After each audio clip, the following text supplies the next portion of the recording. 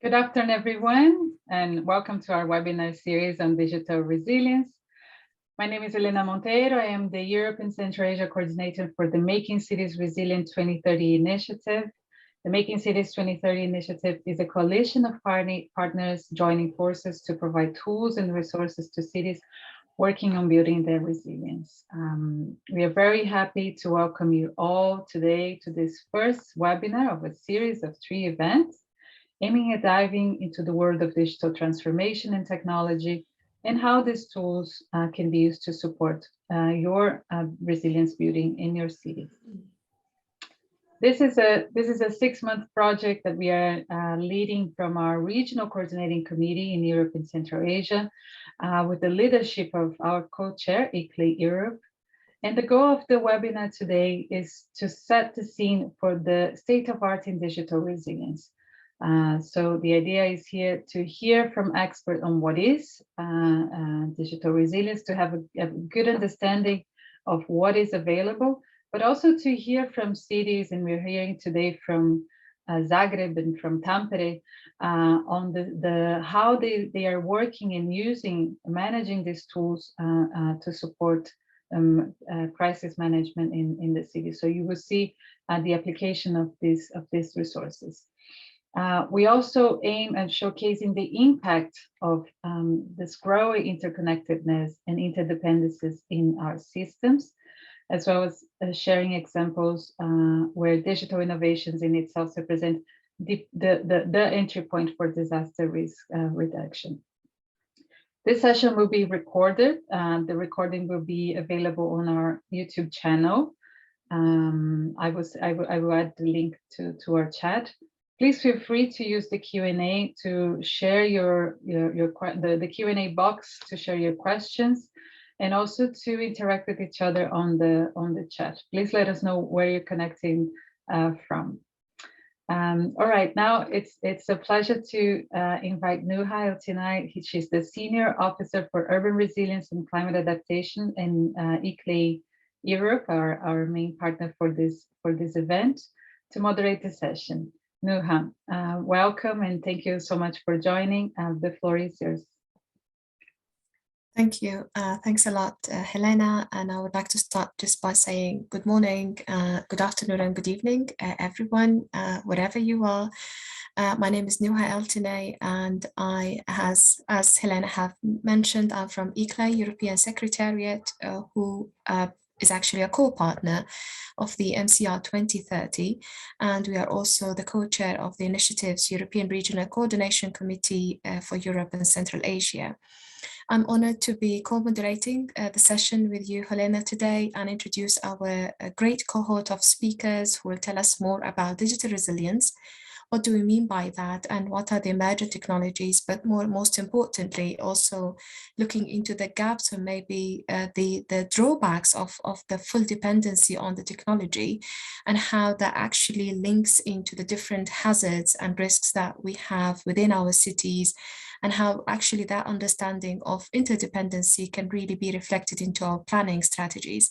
We're going, as mentioned by Helena, to hear from our representative from Arab, as well as from the city of Tampere and Zagreb. So we are really looking forward for our discussion today. Without further ado, I would like to start introducing our first speaker, Neil Walmsley, who is the Director of Arab's Cities Planning and Design Business at the UK Manchester office. And Neil holds a master's degree in both civil engineering and transport planning, and also leads Arab's global relationship with the Resilient Cities Network, which is focused on raising the profile of systems thinking to reinforce city resilience and equitable outcomes. So Neil, the floor is yours. Thank you very much, Nuha. Can I just get a thumbs up that people can hear what I'm saying? Excellent, thank you. And thank you, Helena, as well. It's great to be here. Thank you for inviting me to join the session today. And apologies in advance that I might not still be around at the end, but hopefully if I do have to leave, then the conversation will continue and be fruitful for you all. I think I've got the easy job because I've been asked to provide a an introduction to the subject of digital resilience, and I'm sure that some of the other speakers will take you into much more depth around the opportunities and challenges that they have faced and experienced and addressed in their work. And so if I just move on to the next slide, which as an overview, a little bit about what is digital. Let's get everybody on the same page. Then moving into the discussion around where the intersection between digital and resilience appears. As Nuha has hinted, I'll talk a little bit about digital as a source of trouble, a problem creator, a source of stress, but also the potential for digital and some very high-level observations, the potential of digital to really enable a more resilient future for our cities and our societies. And then a very brief summary of perhaps things that I suggest you might think about through the rest of the session. I just briefly would like to highlight that I don't consider myself a resilience expert. I don't have an academic background in resilience, but my role in Arup is to bring together a broad range of disciplines to help cities to solve the challenges that they face. And through my 25 years with the firm, over the last 25 years, I've become more and more, it's become more and more apparent that if we're not thinking about resilience in everything we do when we're helping cities to be better at what they do, then we're not giving them the best possible advice. And on the back of that, the relationship with the Resilience Network, which I manage on a global platform for Arup, is something that I think is a really positive development in our ability to come up with good ideas and good answers. And this particular subject is something that we've agreed to work closely with the Resilience Network on in the current year, to pool our thoughts and our wisdom and our collective experiences. So with that in mind, a bit of background, what is digital? And here, lots of examples of things that we all experience and we all have touch points with on a daily basis, whether it's smart energy in our homes or traffic management on our street networks, smart buildings in our offices, environmental monitoring, air quality, so much that the digital technology allows us to understand, monitor, capture information, measure change, and so on. That's the kind of digital backdrop that our lives are now fundamentally connected to.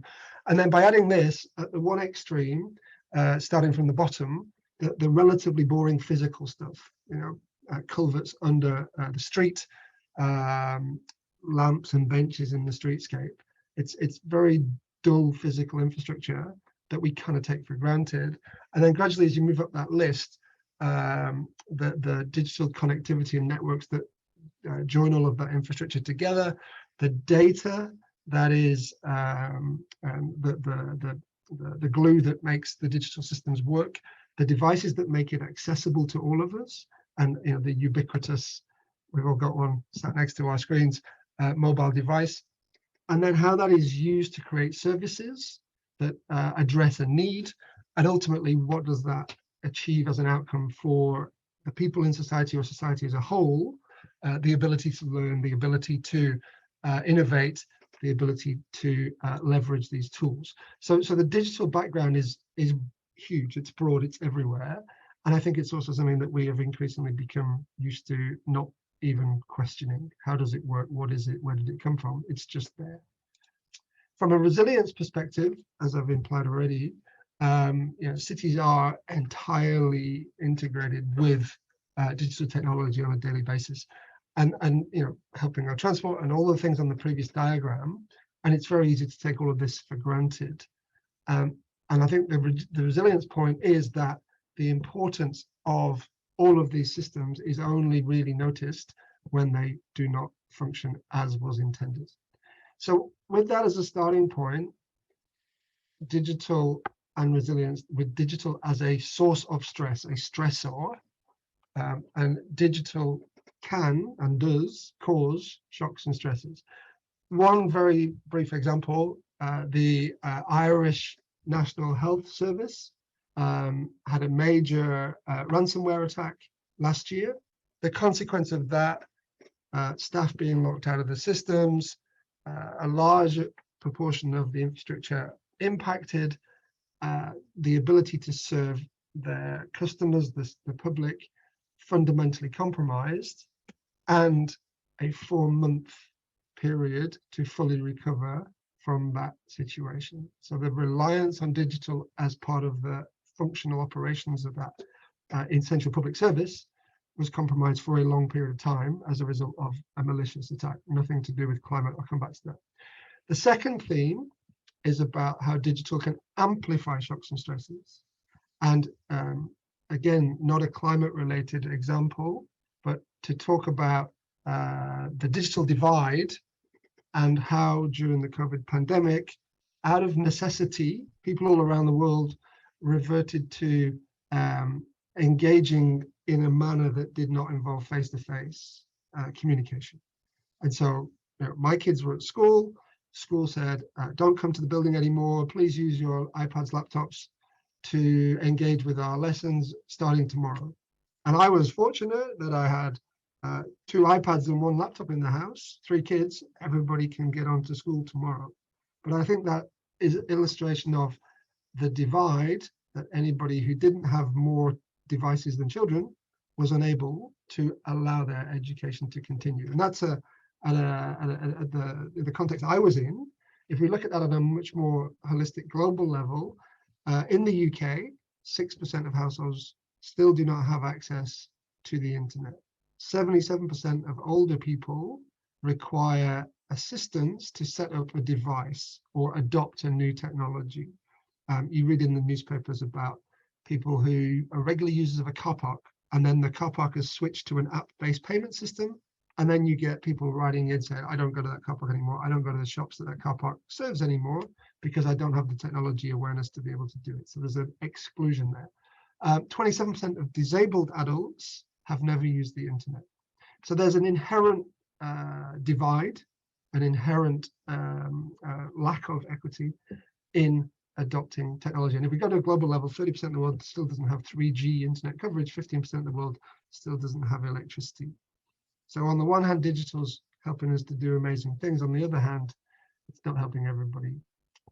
The next, and moving into a positive perspective, it's not progress, sorry, is clearly digital can be an enabler to mitigate shocks and stresses. And an example of that, very much a climate example, and often resilience and climate become the same conversation. They are definitely not limited within each other's boundaries.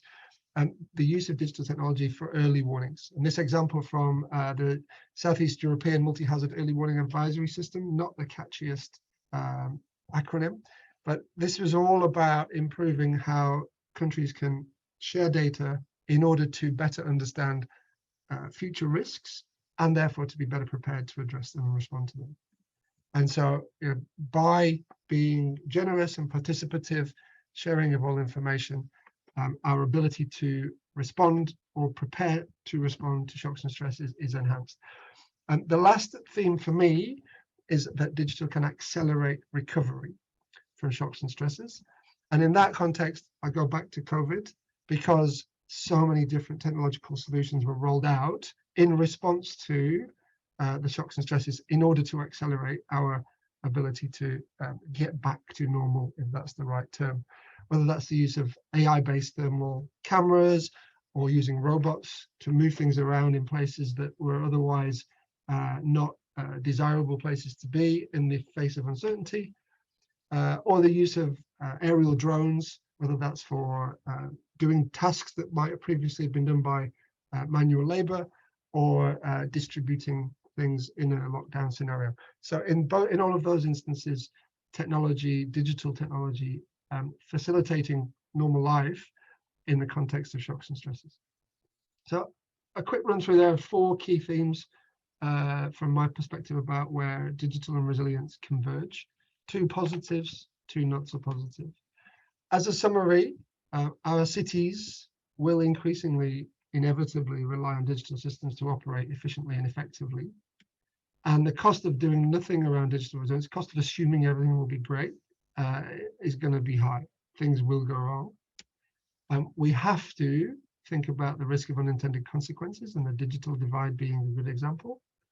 And finally, I think just to emphasize the need that all of these things are interconnected, one huge extensive system of overlapping complexities, overlapping functions.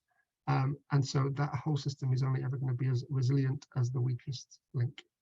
So with that as a kind of introduction and overview, hopefully, Nuha, that gives a nice platform for the rest of the webinar. And I'll hand back to you. Thank you. Thank you. Thanks a lot, Neil, for setting the scene for our discussion today.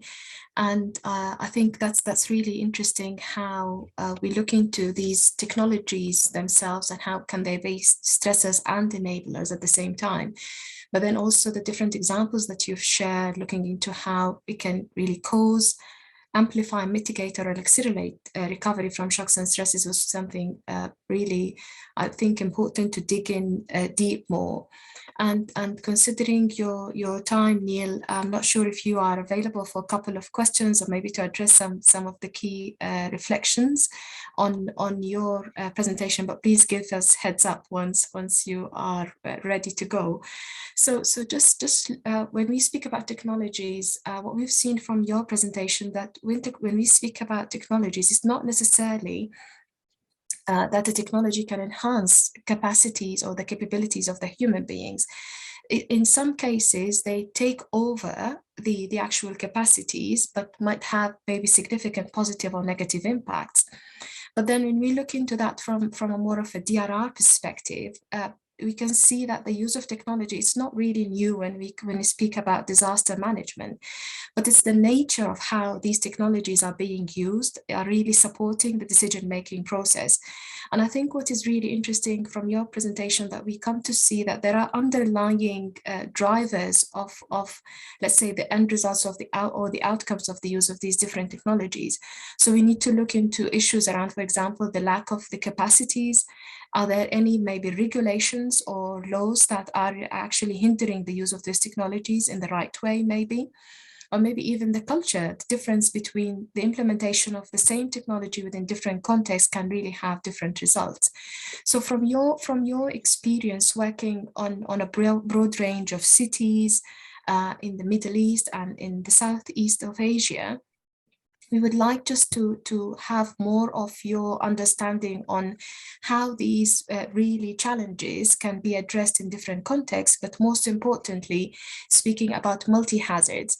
Because as I believe with our cities, member cities of the MRCR 2030 initiative and our participants here in the room, we do speak a lot about how do we really can use technologies in addressing multi-hazards and multi-risks. But it's always easy said, not easy done. So if you have any reflections from those experiences and the different cities you've worked with, we would really love to hear more on that. Sure, yeah, thank you, Noah. And you know, just to reiterate, my core expertise isn't the detail of the resilience work, but maybe a couple of observations. And of course, I call upon other colleagues to help when the questions go into that level of depth. Couple of observations. First of all, when I've worked with cities or with developers of major components of cities, the conversation around technology, I've learned that the right question for the client to ask is, how do we create a platform that people can use effectively? And what people often ask is, what technology should we implement? How should we make people adopt it? And the answer is, we can't make people adopt anything. The system already exists. People use their mobile phones, they choose the channels they use, they choose the providers they use. It's about using the networks and the platforms that already exist to facilitate communication, to facilitate data collection, to facilitate effective interaction between society and the institutions and organizations that are putting in place measures to make lives better, or make cities more resilient, or make systems more effective. So I think that differentiation between don't try and implement something new and impose it, but adopt whatever's there. And if I take an example of Jakarta, some of the work I did there, Jakarta is, I don't know how technically, I don't know whether this is backed up by evidence, but my understanding is Jakarta is the Twitter capital of the world. So if you want to connect with the people of Indonesia, use Twitter to connect with the people of Indonesia. Don't try and create a survey and make people go to it. You know, use the channels that exist, as an example. In the context of multi-hazard, not something I'm particularly in-depth expertise, don't bring great in-depth expertise, but I think my observation of conversations with colleagues is to adopt data that exists, bring it into one place, and then communicate visually so that the audience understands the challenges quickly. You know, a 100-page academic report with a 4-page executive summary doesn't change the view of your average citizen. And a diagram that says, this is important, you have to think about it, you have to respond to it, it's a problem for you, not just for someone else to worry about, says so much more quickly. So I think effective communication is something that I regularly hear from colleagues. Yes, there's an evidence base, yes, there's a credible evidence base, it's pulled from multiple international sources, but if you can't communicate it, it doesn't have the impact and the generate the response that we all need to bring forward if we're going to make our cities more resilient, make our people more resilient in our cities. Sure, thank you. Thanks a lot, Neil. I think these are very, very valid observations, and specifically your point and emphasis on communication is definitely a key, because if data and information is not very well communicated, then it's not very well used. And that's what actually we see with all of these technologies around early warning systems or climate projections, etc. It's all about the end user and how this information is really being utilized on the ground. And I think when we come to hear from Zagreb, we see how really interesting these connectivities between the different stakeholders, and in the case of the earthquakes, or even from the SUR initiative from Tampere, and looking into also into the economic, I would say, benefits out of that, is something that really strongly connects into the key messages that you've shared with us now. So thank you, thanks a lot for your very valuable contributions. And I would like to also encourage our participants to drop in their questions for Neil in the chat if they have any points that they would like to address. But thank you. Thanks once more, Neil, for joining us today. Appreciate it. Thank you. Thank you. Thank you very much. Thanks a lot.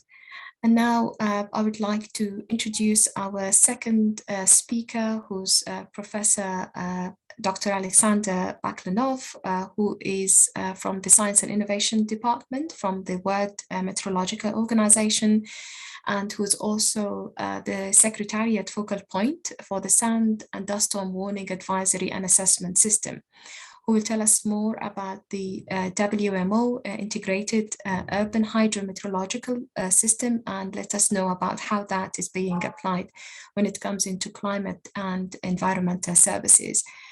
So we're going to see the video recording from Dr. Alexander now.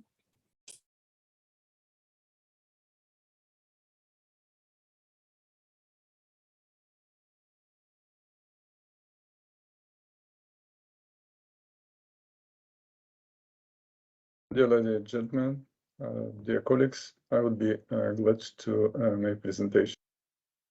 Just to confirm that everybody can hear the video. Yes, thank you.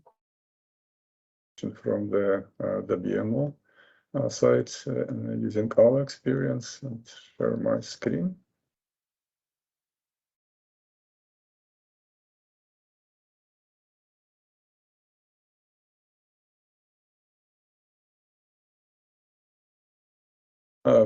My presentation will be focusing on emerging technology in disaster response and relief following WMO integrated urban hydrometeorological, climate and environmental services and systems. Of course, all of you know what one of the Sustainable Development Goals of United Nations, number 11, requesting to make cities inclusive, safe, resilient, and sustainable. And from this point of view, Habitat 3 Conference of United Nations initiated a new urban agenda where urban climate, ecology, and environmental issues are in focus. And of course, UN agencies following this way, and in particular for research issues, and for example, for City IPCC conference focusing also on size, what we need for cities, what we want, and working together to build this agenda for research and actions on cities and climate change. And of course, also several initiatives were arranged, in particular, one of joint initiative with 16 UN agencies includes and coordinated by ITU. It's United for Smart Sustainable City, where also the WMO is contributing and connecting cities and communities with sustainable development goals, and also building key performance indicators for smart and sustainable cities. Of course, the WMO is focusing on our sector of responsibility is where the climate, water, and environment, and contributing to urban agenda with science-based integrated urban weather, water, environment, and climate services for sustainable cities. On 17th World Meteorological Congress, it was a resolution for establishing WMO cross-cutting urban focus, and next Congress in 2019 requested us to build advancing integrated urban systems and services. And of course, all of organizations and partners are very welcome to contribute and work together with us. Why we are focusing on these issues? First of all, we have to remember that 90% of disasters for urban areas are of hydrometeorological nature, and unfortunately, a number of them are increasing with climate change. But from other side, also very important to keep in mind what more than 70% of greenhouse gas emissions generated by cities. So there is a strong feedback, and two phases of this problem should not be considered separately. And there is a critical need to consider the problem in complex manner with interaction of climate change, multi-hazard disaster risk reduction for urban areas, and also considering not only mitigation, but also adaptation and early warning issues. So this, from right side, you can see what we convince what, for example, national organizations like hydrometeorological services should work very closely with city administration and city governments to build such urban services. Of course, number of hazards is for urban environment is really big, and here you can see the main problems what we need to consider for such systems. First of all, poor air quality and peak pollution episodes, also extreme heat and cold events and human thermal stress, and of course such extreme local winds and typhoons, hurricanes, and wildfires, sun and dust storms for many areas. It is very important. Urban floods and sea level rise due to climate change and energy and water sustainability. And of course, all of them are also affecting on public health problems, and also climate change, as I mentioned it, is also linked with urban emissions of greenhouse gases. So this complex of issues need to be considered. And unfortunately, also we have to consider interaction, what we call it, a kind of domino effect, when single extreme event can lead to new hazards and broad breakdown of city infrastructure. Here you can see just example of such effect for typhoons affecting different areas of city infrastructure, as you can see here.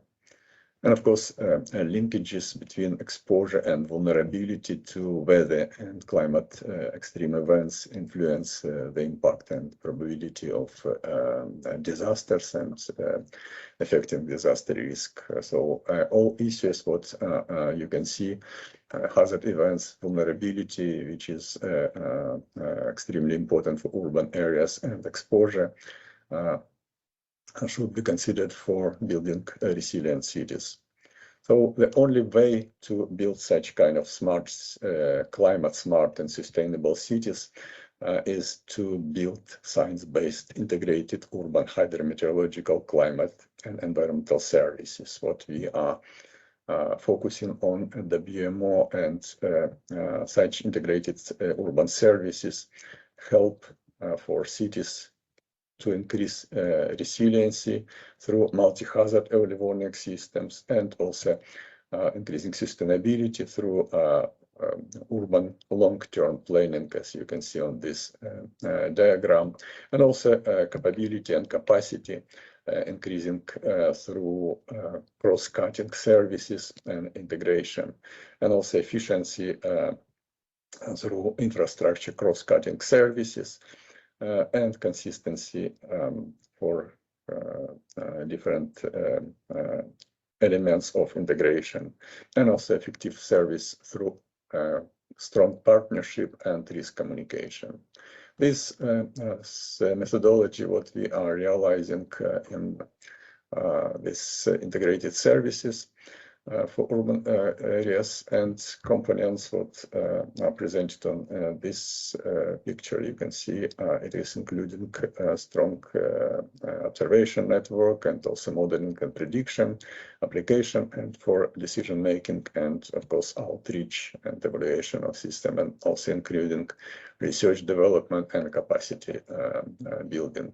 And of course, first of all, we need to understand needs of city and build strong partnership. And it's include weather, climate, hydrology, and air quality aspects and hazards. For this purpose, we realized with our Chinese partners one of the first Shanghai multi-hazard early warning system in 2010 for Expo event in Shanghai, and here you can see how it works. And of course, for city IPCC, for example, conference, we choose 4 best experienced cities for such systems: Mexico City, Paris, Toronto, and Hong Kong. And as you can see here, different hazards are in priorities for each of this city, and of course also recipes are different for within the joint methodology, and also for guidance for integrated urban services, which was published at the BMO, and I'll show the link. In the first volume, we present methodology and concept of such services, but in second one, analyze best practice from 87 countries, and we choose 30 demonstration cities. And here you can see how these cities are situated in level of cross-service integration, and also level of cross-sector integration. And I'm also glad to see what Copenhagen, my home city, will be considered here on this webinar as one of the demonstration city. And also have to say what we have quite good experience for Copenhagen for this. But this sector is most integrated systems and services for forecast, multi-hazard early warning, and also for urban long-term planning.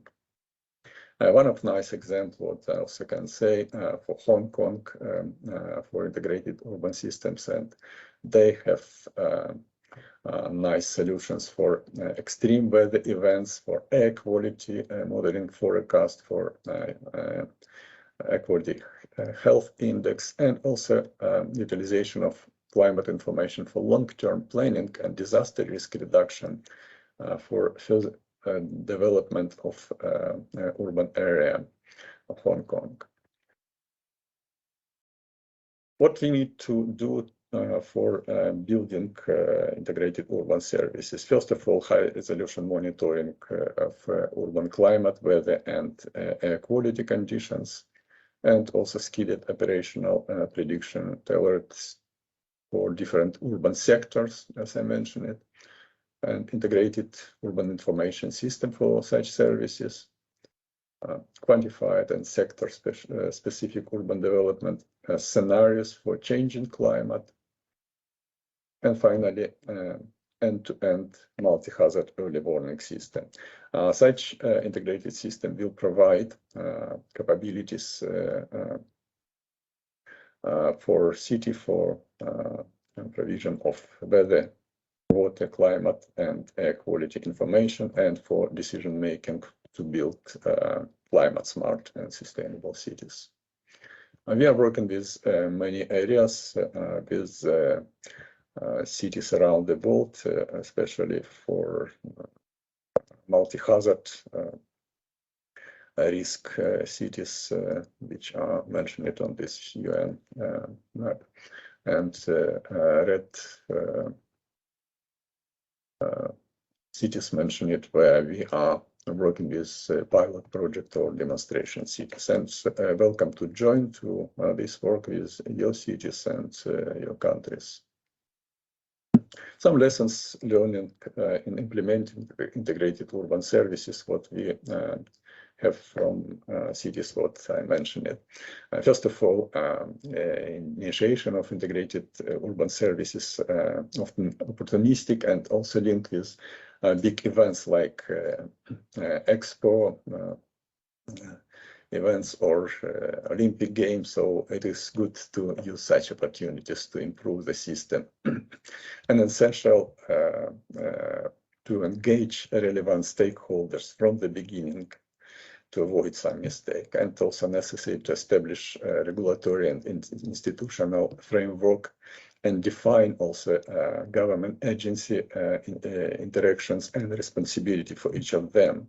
Operational implementation should include cross-sector technology transfer mechanisms and services provision, like warning, advisories, risk and impact communication, capacity building, and evaluation, of course. From the right side, you can see one example of such a system for Indian cities, for New Delhi in particular. Thank you very much for the attention. And also, finally, I would like to show the team who worked with these documents for integrated urban services guidance for volume 1 and volume 2. You can get from website on these links and use it for your cities. Thank you very much. Thank you. And we would like to thank here Professor Dr. Alexander for the very, very informative presentation around the integrated urban services and how is it important really to be able to implement the principles of the new urban agenda around, inclusive, sustainable and safe cities, that we really bring this understanding of the urban complexities, the challenges that we have at the city level when it comes into planning, and link that into what he mentioned is the domino effect of hazards, and also the assessments around exposure and vulnerability into the discussion in order to really come up with what we call smart and resilient solutions. What I think is also really interesting from his presentation, and something that came into my mind, is the emphasis on early warning systems and how that needs to be integrated into cities planning strategies. And that actually emphasizes back on the key announcement that came up at the World Meteorological Meteorological Day back in March earlier this year, and have also been emphasized at Sharm el-Sheikh in COP27, which is the UN General Secretary have announced that in the next 5 years, everyone on Earth should be protected by early warning system against increasingly extreme weather and climate events. So with these key messages and the presentations we've seen, we believe that these are very important, I would say, elements that cities need to integrate, not only to reduce the risk of disasters, but also to bridge the gap when we speak about meteorological information that is usually utilized at the national level, to bridge this gap between local and national DRR platforms. So with that, maybe we're going to move into the second part of our session today. And Helena, I will come back to you on that. So we'll be running the questions, right? Yes. We will, so we're going to do an exercise and see how you're working with this thematic in your city as well. So please feel free to join the poll and answer from your computer. The poll should be on your screen. Can you see it? Can you confirm? Great. So on implementation, we want to hear from you. Which operational areas do you find digital tools and services most supporting building resilience for disaster risk reduction in your city? Please pick a maximum of 3. We're trying to see how it is being used. We have 3 questions for the poll. Let's give it a couple of minutes so that we can get your answers.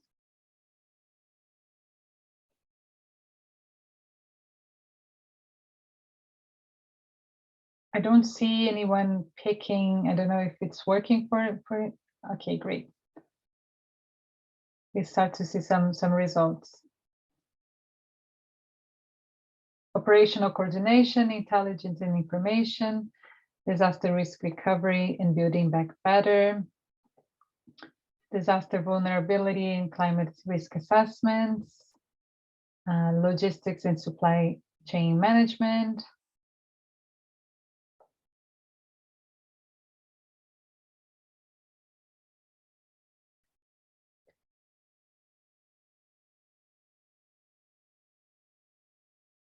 let's go to the next one. I see the disaster risk recovery and building back better is like winning together with disaster vulnerability and climate risk assessments,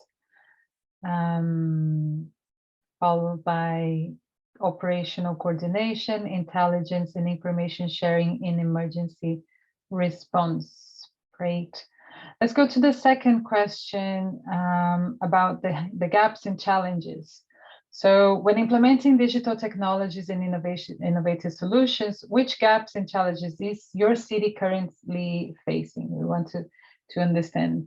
Let's see, technical capacities and financial investments. There is even like one question on the Q&A regarding access to funding. And this is something that we are gonna also discuss on our last of this series. So please stay tuned for the next couple of webinars related to this series. Open data management and cybersecurity risks, also very high for everyone joining, followed by bureaucratic processes, legislation and restrictive policies.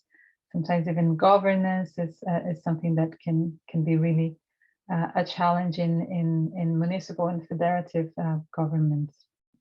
Tools and services. What tools and services would you like to access as a signatory member of MRCR 2030? So like I explained at the beginning, this is an initiative that cities that have joined have access to tools and resources, and we are gathering these during this thematic semester. We are gathering these tools and aim to offer them on the MRCR dashboard. For the cities that are here that are still not part of MRCR, I will invite you to join. It's free of charge, and you have access to a different array of resources that we are developing as well during this semester. So digital resilience assessment, that's quite interesting. I think it's the first step to develop these strategies to understand the state of affairs in your cities and the risks as well.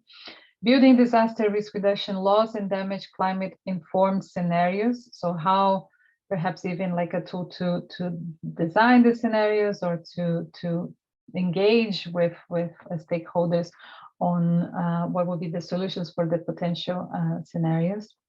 And we have a key here, climate change adaptation planning as well, 49% of respondents. And also citizen digital participation and public consultation, using these tools, using these resources to engage. Neil said that we cannot force anyone, but if we make it easier and more accessible and we train, we might have a better chance.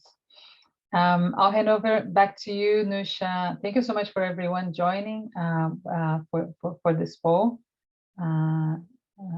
It's been very, very insightful. Thank you. Thank you. Thank you, Helena, for taking us through the questions and answers. And it's really, really interesting to see the variations of the responses from the different participants. And actually also to remember that when we speak about technology, as Neil have mentioned, maybe it's the easiest part, but it's always the challenge of how do we actually manage to create long-term systems within our cities that actually enables the best use of those technologies to be not only applied, but tested, scaled up, and actually being really supportive for the decision-making process when it comes into disaster preparedness and response. So with that, we will go into the third and maybe the last part of our webinar today, where we will hear from the city's experiences. And our first city experience will be shared by our speaker, Anina Otoyo, who is the head of the project at the city of Tampere from Finland. Anina is a PhD holder who leads smart urban security initiatives as part of the Growth, Innovation and Competitive Unit at the city of Tampere. And she will tell us more about the Smart Urban Security and Event Resilience project, which is as short as SOAR. So Anina, thanks a lot for joining us today, and the floor is yours. Thank you so much for the wonderful opportunity to join today. My apologies, I'm having, my voice is a bit down. I'm having actually COVID, but you are safe and resilient since you are on the other side of the screen. Yes, so just briefly about us, who we are, and what we have been doing under the topic of digital resilience. So as really nicely introduced, our initiative, Smart Urban Security and Event Resilience, has been in the city of Tampere for the last couple of years. We built it together in a consortium of public and private sector companies, Nokia, Insta, Business Tampere, the Securitas, Tampere University, University of Applied Sciences, and the Baltic Institute of Finland, the city of Tampere are the partners in the consortium, and we have been funded by the Urban Innovative Actions Initiative, the European Union. So we've had the good fortune to be able to develop the solution towards digital resilience. I will tell you briefly about the kind of the ongoing elements where we live now. Today we have a bunch of snow, so this picture looks quite realistic in your screens, and we have our event arena called Nokia Arena in the middle of the picture that we just opened the doors in the end of last year. We had the ice hockey championship games there this year, and we're going to have them there as well next year. So we have been investing into our city infrastructure and also event areas as one of the yes. Sorry to interrupt. Do you want to put on the full screen? Do you have it now on the full screen? No, we see the PowerPoint with all the slides. The notes. Okay, one more try. We tested this in the beginning, and I only have one screen, so it should look with the full screen. It looks on my only screen with the full screen, but if you don't see the full screen, I believe you. You still have my. Can you try to swap the display maybe? On the top. I have only one screen, so can't really do that. But let's see if I can find. On the top where you see like this Is Alusta is the present. Is it better No. now? Is it better now? No. Do you wanna try to unshare, stop sharing, and then come back again? Otherwise, we can see fine. It's big enough as well. Okay, I'll do it one more time. Maybe it works. Now let's be. Perfect. Yes, you got it. Thank you. You're fine. And then I was moving to the second phase in my presentation about telling what I will be talking about in the presentation today. And now it seems that it's not moving on for some reason.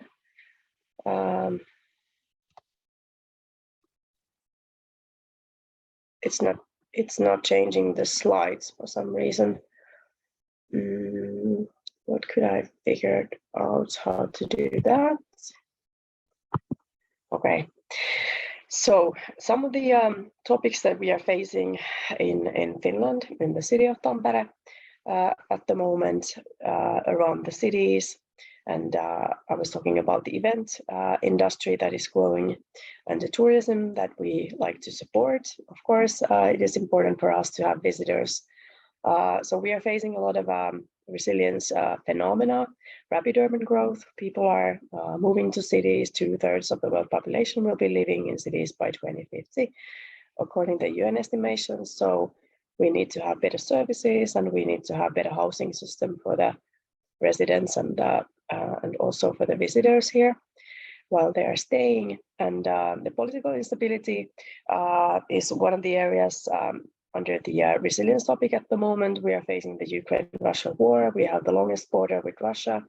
So it, of course, affects our society as well. And of course, the events has been under stress a lot because of the pandemic.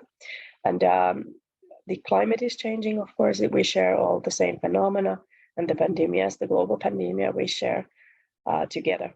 But we still believe that there's still a lot of possibilities to resolve these internal challenges by smart technology. So we believe that this technology can support the resilience of the cities, and the digital resilience can be solved by using smart technologies with the smart way. For us, it has meant that we have built this situation awareness platform that is shared together with the safety and security authorities and event organizers.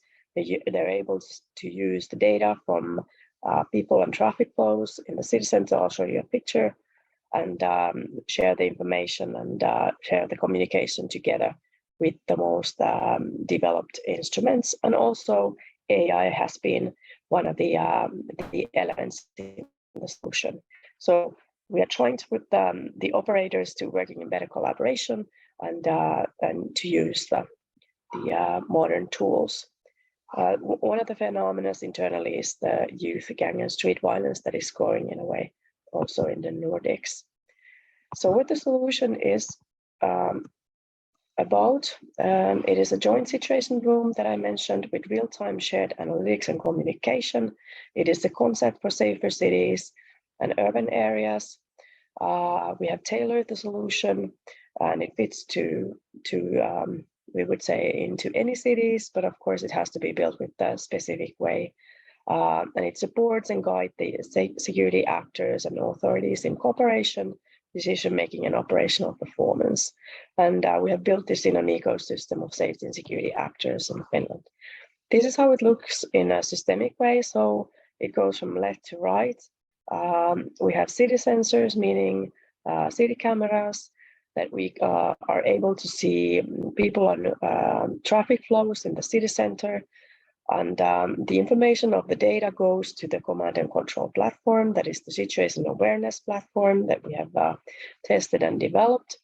And Nokia has built specific algorithms that identify disruptive behavior and gives the information to the authorities of the disruptions and saves their time in their work.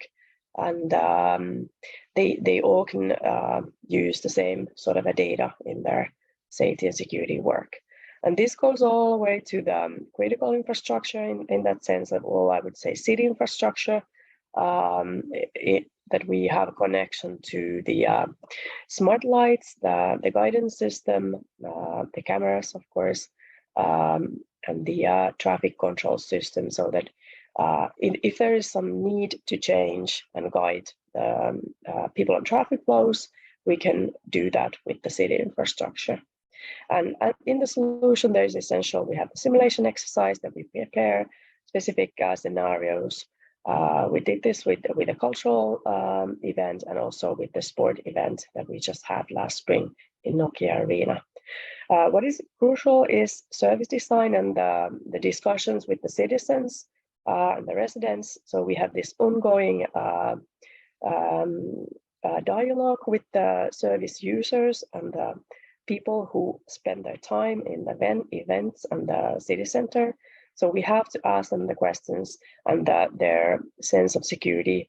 What do they think of this technological solution, and how would it meet their needs better? So this is a really crucial part of it in the success factor of the solution. This is a picture of the city of Tampere, the area. So we have a lot of lakes in Finland. We have 188,000 lakes here. So we are located between two big lakes in a narrow space.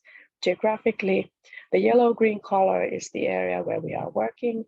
So this disruptive behavior in crowds happens outside the event areas, and it's the city area, it's the public space that we try to protect. And the areas here marked Nokia Arena, Central Square, Tampere Hall, and Sakaniemi's Fun Fair. Those are areas where we have venues and Ravina Stadium, and they're all located in the city center area. And there's a normal situation when people go to works, they go to school, kindergarten, and then there's a dynamic situation when we have events in the city center. So it means that we have more people and traffic flows, and exceptional security could be a extreme weather condition or a terrorist attack. So these three different dimensions are the elements that we have developed in the solution. Then it goes to the reasons why we are doing this. So we are trying to protect the public spaces and the people so that there would be less incidents and less crime. It is essential to improve the resilience and the capacity of the city through increasing cross-sectoral preparedness to threats against organizers, security actors, and authorities. And we want to highlight that there is the everyday life that goes on in the city center. So the solution exists, even though there wouldn't be any events in the city center. The better sense of security is really essential. If people don't feel safe and secure, they won't go to the venues, they won't go to the city center areas to spend time. So it's essential to have that so that they have good experience on it. And of course, we try to reduce and prevent incidents and accidents, support also the safer and easier commuting and the smooth people and traffic flows, and the collaboration and the communication between the event organizers and the authorities is really essential, and listen to the citizens as well. And of course, it's a thing that we want to invite people to come for the city areas, and it's economically it's important for us to have the mega events and bring participants into the city areas. And our economists have calculated, of course, some public savings for the use of the solution, that we have the right people in the right spots, the right time when needed, and we can have the personnel in an effective manner in the right spots, and we can prepare our security personnel better. That is essential. There is a social return on investment for the public sector and the taxpayers. So it has been calculated that we get 30% public savings for the city of Tampere. It means 7.5 million euro savings that we have measured. So this is the work that it's done. Like we first start with, of course, the assessment of the stakeholder needs. So we ask the citizens and we ask the safety and security resilient authorities of the needs. Then we choose the specific architecture and the technology. How do we design it and tailor the devices, platforms, and so on. And then we take everything into use by simulations, and then the deployments of support services is the next phase. What have we done in the city of Tampere? So we have this event security platform, the command and control platform, shared view, and also the analytics developed by AI and the crowds,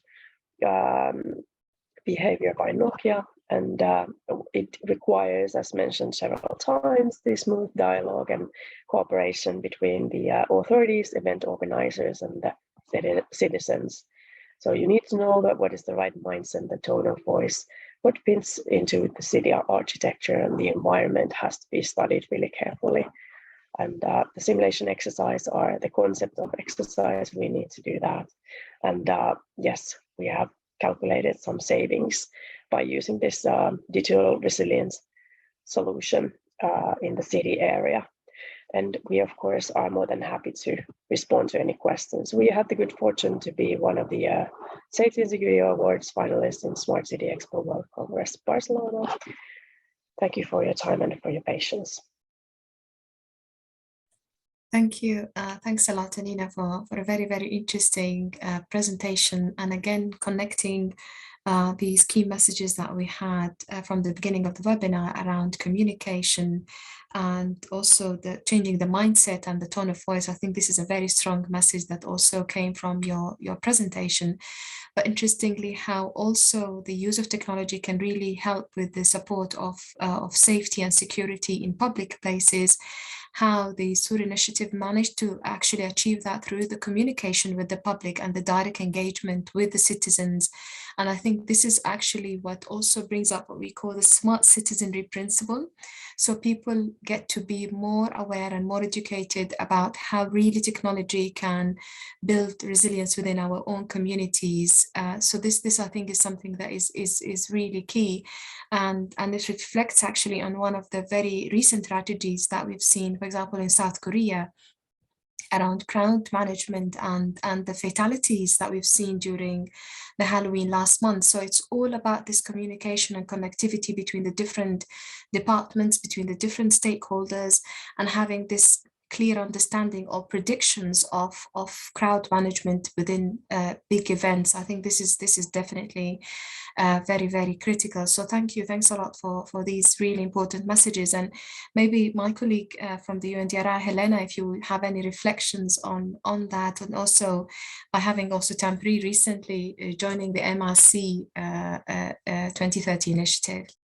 Thank you, Nuha. Yes, I just wanted to point out that what Tampere is doing with the SURE project and with the security in events is a very way to test this kind of governance system and technologies, and how do you engage the right stakeholders in a moment of crisis.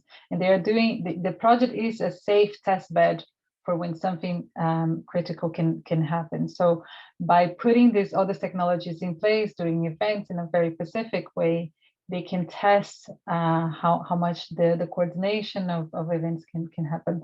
So I think that using the technology also as training for who needs to know what. So creating like a bond around the different organizations that need to work together in a moment of crisis.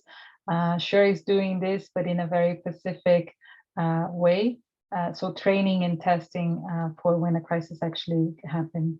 Yeah, we're very happy to have them on MCR 2030. Sure. And maybe one last question, Anina, before we move to our next city experience from Zagreb. If, for example, other cities who are joining us today in our call or around the world are really interested to replicate this experience, I know you've shared with us what we call the recipe, the 4 steps for the SUR initiative, but we are also aware that usually with any let's say new implementation or a new innovation that comes into place, there's also challenges when it comes into implementation. So what are these, let's say, key lessons learned that you would like to share with our cities, please? Thanks, Noha, for the really challenging question. I could choose so many elements that could be the challenges, but of course the finding the kind of the key partners for the collaboration is of course the crucial thing, that you have the right stakeholders on board, that safety and security is produced by so many actors in the city areas and also nationally, so that you find the right actors and you find the right tone of voice with the collaboration. It's actually really challenging to do that collaboration, as we all know, as safety and security and resilience experts. But when that is done, then everything is possible. When you find the right mind setting for the key stakeholders who produce the safety and security and resilience, then everything is possible.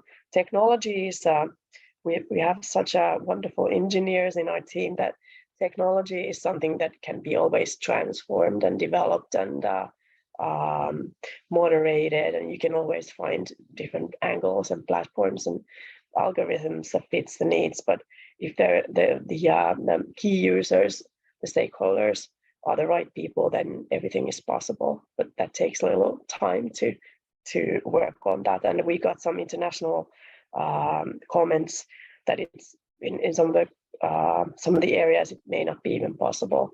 So we've been really lucky in this, that maybe it's because we're such a small country. So in that sense, it has been easier for us to do that. But yeah, that would be the kind of the key elements that I would highlight. Thanks for the really good question. Thank you. Thanks a lot. Thanks a lot, Tanina, for your response. And indeed, definitely, it's as you've said, it's not just a matter, you know, of purchasing new equipment or installing a new technology. It's about the actors, and if we have this common language, then hopefully everything can be done. So thank you, thanks a lot. And with that, we will move into our last but not least speaker, Dalibor, who is joining us from the city of Zagreb, from Croatia. And Dalibor, he is a senior expert advisor at the city of Zagreb, who has a long experience in emergency management, setting up the city operational communication center and office of emergency management, and also currently bringing that knowledge and supporting Zagreb social welfare activities as part of the city office for social protection, health, war veterans, and people with disabilities. So thank you, Dalibor, for joining us today, and the floor is yours. Thank you, Nuha. First, I will try to run my presentation. I don't know if you see it. Not yet.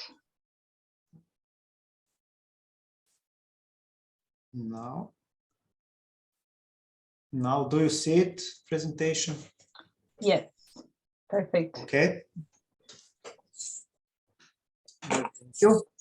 First of all, I must say, oops, sorry.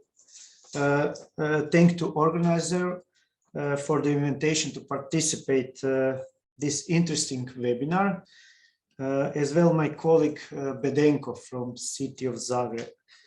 This is also an opportunity for me to make new knowledge and make new experience, especially on the English language. For my I decided, because of topic of this webinar, digital resilience, to present you our experience from analog to digital version of activities for quick inspection of the usability of the buildings after the earthquake in Zagreb. But before of that, in short, Zagreb, for those who not familiar, Zagreb is the capital of Republic of Croatia. It's spreading on 641 square kilometers. Zagreb have 70 city districts, 69 settlements, and about 800,000 inhabitants. So if you are considering the numbers in the case of earthquake, you can only imagine how difficult it was to coordination of the operational forces, make help to the citizens, and etc. So on the March 22 in 6:24 in the morning, we've been shocked by the earthquake, 5.5 by Richter. We said we have lots of luck because the day before earthquake, we declared the lockdown. I think this all around the world was locked down, and it was Sunday. Lots of people wasn't in the center, and after earthquake, we unfortunately have one casualty and 26 injured people in Zagreb. More than 20,000 people left their homes at that day. They go to the neighbors, cousins, and etc. After the earthquake, we saw the most damaged buildings is in the center of the city. It is a historical center, so we at the end find out that the financial cost of these damages is more than we accepted. More than we expected, sorry. So, in the morning of the earthquake, we start calling our experts in constructions, and as you see on this slide, the day one, every our actions was improvised based on the experience and exercise of operation forces, firefighting, experience make in international exercise by mechanism civil protection, and with every actions we need to consider the health of our citizens. In this first day, we establish a call center in our location, which we receive the reports of the citizens of the damage of their objects, and we make plans to send teams for quick inspections of usability of these buildings. We have a very luck because we are trying to, few years before earthquake, we try to, we work on the project which call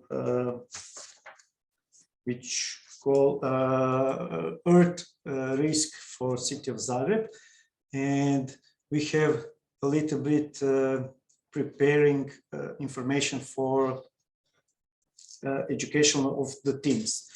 As you see on this second day, we also have on the paper education of our team of experts for the teamwork. This is for me, it's a very good example how you can do it by the improvisation and adjustment on the field, how to how to quick response to and help people.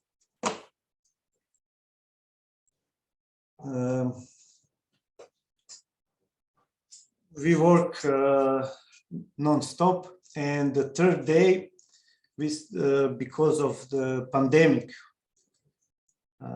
motivated by COVID-19 pandemic, we considered to make application for our teams.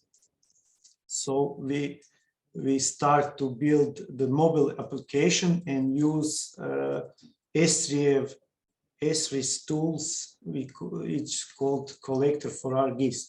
These tools was mentioned for the teams so they can make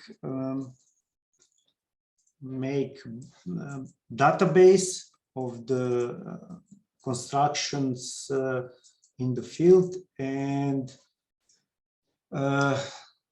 make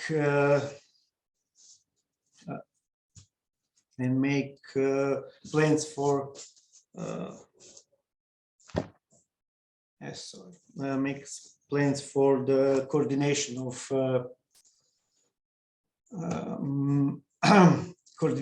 teams. I must say, in the cooperation with the Ministry of Health, we have received data about COVID patients, their address, and one of our colleagues geocode this information, and every morning we have in application their address, so our teams can make safe, quick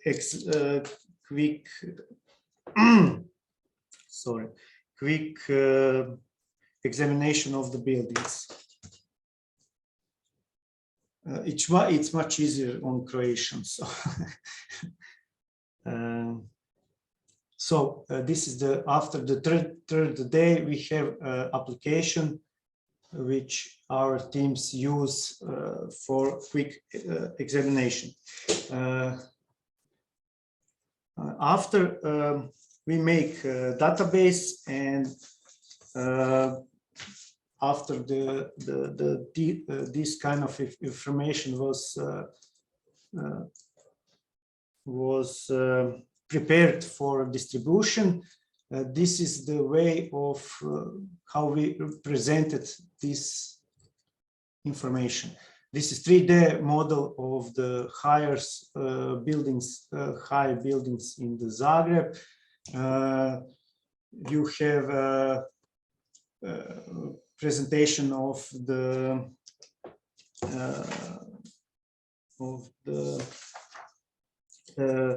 usability of buildings. We make like three colors: green, yellow, and red, like traffic lights. So the green means usable without restrictions. Yellow means temporarily unusable buildings, and the red one, it's not usable, it's not safe for the people.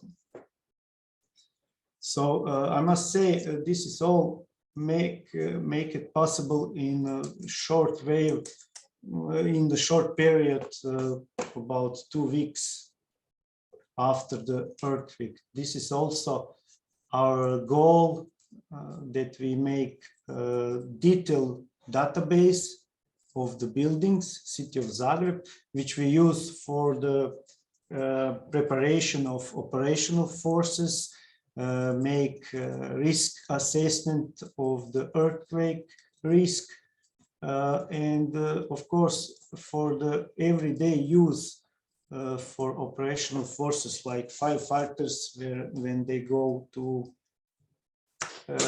intervention.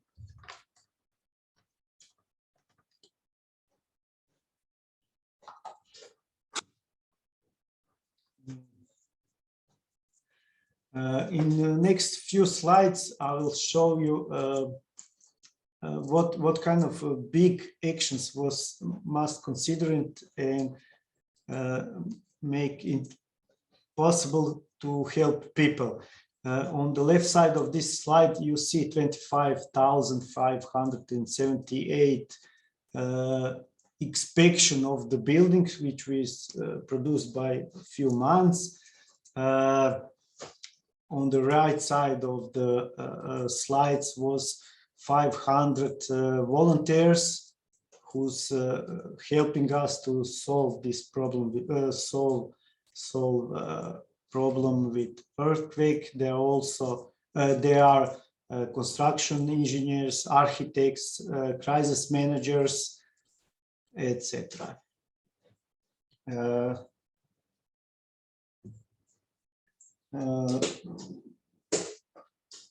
During the reduction of the consequences of earthquake, the lots of scientific institutions was helping us.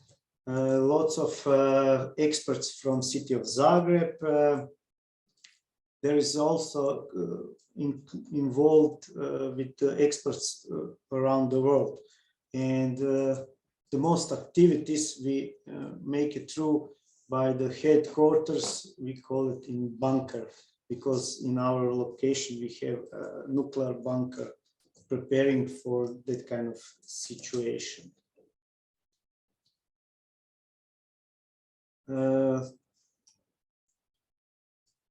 City of Zagreb was prepared for equipment for operational forces of civil protection members, but we didn't be prepared for the experts for quick examination of the buildings.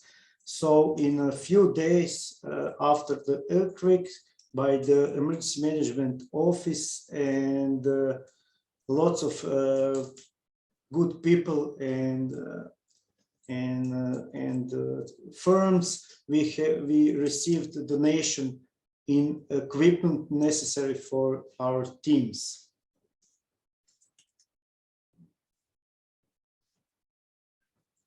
One of the challenging issues of the earthquake was how to make damage assessments and costs. All this data from the quick examine of the buildings was part of the rapid damage and needs assessments, which you need after the earthquake for the World Bank. So our experts, which was part of this rapid damage and needs assessments, now is there are also be a part of the same assessments of the Petrinja earthquake.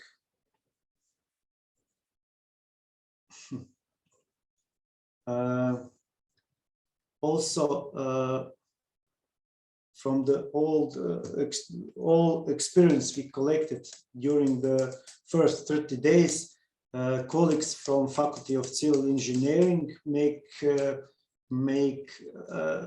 lots of lectures and writing manuals. So we have printed the manual for earthquake engineering. This is also one of the results of our collecting data.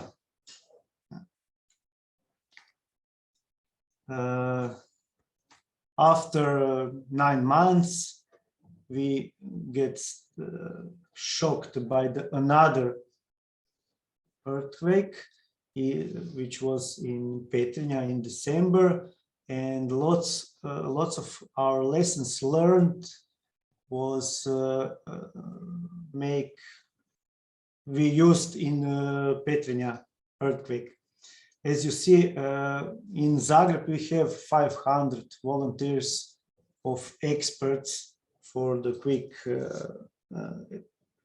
exam of the buildings, and in Petrinja we have more than 2,000 people, because after the 9 months the lockdown was cancelled, and lots of experts came around Croatia from different parts of the Croatia. As you see, in Petrinja the headquarters was much bigger than in the city of Zagreb. Thank you for your attention. I apologize if I say something that you don't understand. Please ask me. Maybe I will try to explain a little bit better. Thank you. Thank you. Thanks a lot, Dalibor, for the presentation, which was very clear, and it was very informative as well, sharing actually the technical, let's say, experiences on how the city of Zagreb have dealt with the complexity of the earthquake, but at the same time responding to the COVID-19.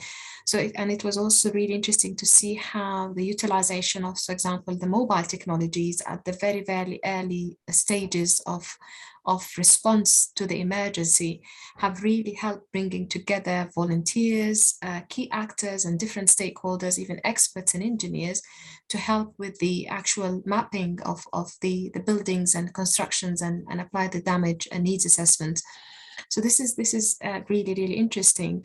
And before I hand over to my colleague Helena, I wanted actually to have your reflections based on your current, let's say, position supporting the social welfare services for the city of Zagreb.